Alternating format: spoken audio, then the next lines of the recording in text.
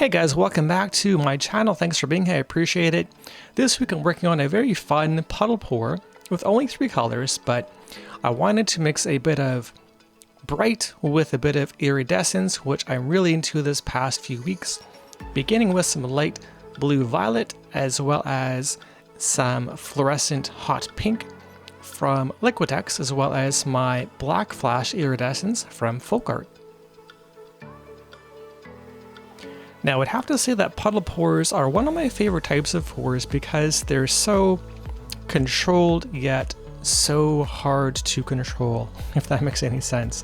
I'm pouring my smaller puddles with intent, wanting the color combinations to be balanced, beginning with my light blue here, leading into my hot pink in a second, but again, wanting to make sure they are very well spaced together, but also not touching. So that's my main goal, is to make sure I've got good coverage, yet no touching blues side to side.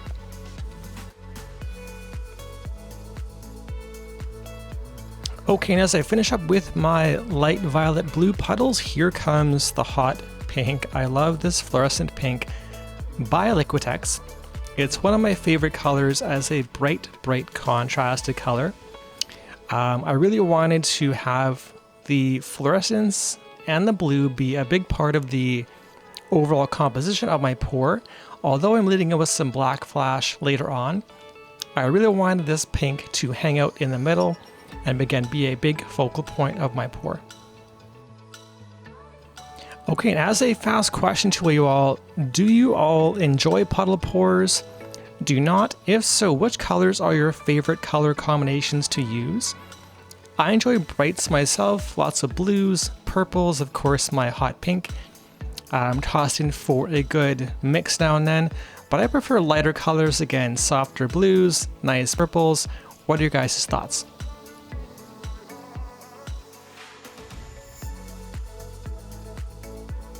Okay, and here we go with my last color, my black flash by FolkArt, which is an iridescent acrylic, which looks really good.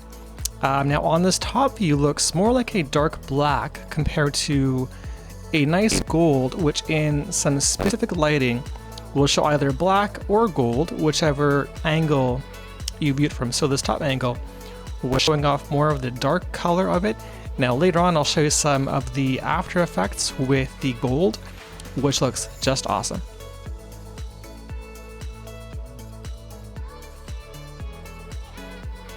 Okay, and after we got through all of the puddles, here we are with the final puddle product.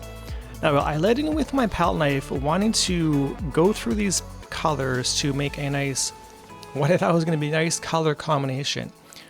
The trouble with your ideas now and then are that, well, the FolkArt decided it had different ideas and wanted to make everything black. So I had to abandon ship on what my initial intent was for my pour, which was to go through my colors, spreading the blue, the pink, as well as the nice FolkArt color shifting colors into a straight up lacing swipe. Now I also wanted to go right back over that initial swipe pattern I first made with my first swipe attempt, knowing that I would probably lose some of the black in the end off my tilts anyway, so I wanted to go through it on the same direction. Again, knowing that I would probably lose some of that lacing anyway, but I wanted to, from here on out, go through the colors rather than the black because, again, based on experience of that first swipe, I was gonna have trouble with the black just overtaking the entire thing and being very cautious when taking my Amsterdam lacing, or my cell activator, sorry, over the colors, being very careful with how much black I was spreading.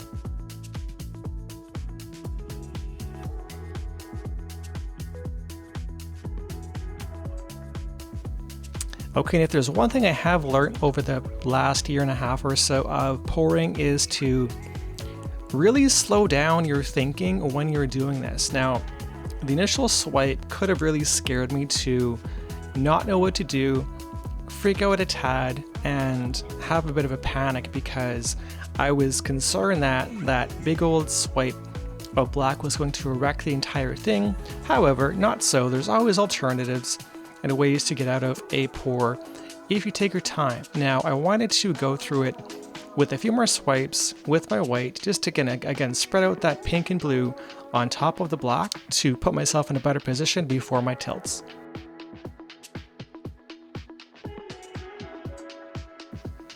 Okay, and as I've again learned over time to be more patient, understand where your paint is on the canvas before tilting. If you're heavy on the left, maybe center back up before your tilts begin, just to get the best coverage possible and equal distribution of your paints across the board before tilting off the side. Now, this gave me a chance as well to see what the lacing was doing, going back and forth, side to side, and how it may affect it, whether stretching or kind of squishing the lacing together. Gave me a better chance to observe the paints initially on where things were going to go. Okay, and this week I did learn a couple things off this pour, which I believe will help me going forward. I intentionally added the black flash mostly on the outside of my canvas, knowing that if I got into trouble with my darker black flash being too prominent, which for sure it was off the beginning swipe, I had all that black and gold that was going to overtake this composition or the colors themselves. However, by placing the black on the outside, I knew I could dump it off the sides a lot more easily, keeping a lot more color. So ultimately, my plan of making sure I had coverage for the entire canvas, as well as paint that would fall off where I wanted it to, did work out in the long run. Okay, observationally for myself, I really enjoy this color palette of the fluorescent pink, the light blue violet, and the iridescent FolkArt black flash. What do you guys think on the concept and color scheme overall, and how things are shaking out based off that first swipe, which again put a bit of fear into the back of my head on how this may go in the long run. But again, with the pink, the blue, and the black, what do you guys think? Let me know.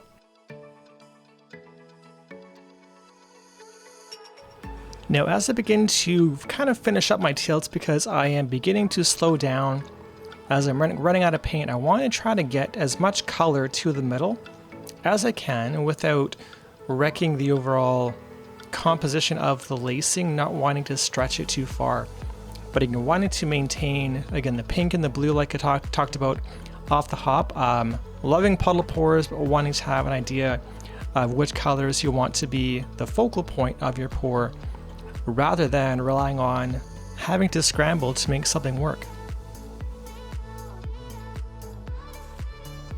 And as I finish up this tilt, the angles I just showed you going back about 4 seconds were perfect for the gold I talked about. So when I poured this, looking down on it from the top of the screen, I could see gold the entire time, pretty much no black. On the video back to us, we saw black most of the time and no gold. So this color shifting color is pretty neat, and in the daylight looks amazing. And there we go. There is the puddle pour turned into a very cool abstract look overall compared to what I was going for. However, again, we always learn lessons every time we pour. So here's a great overhead shot of the gold I saw the entire time.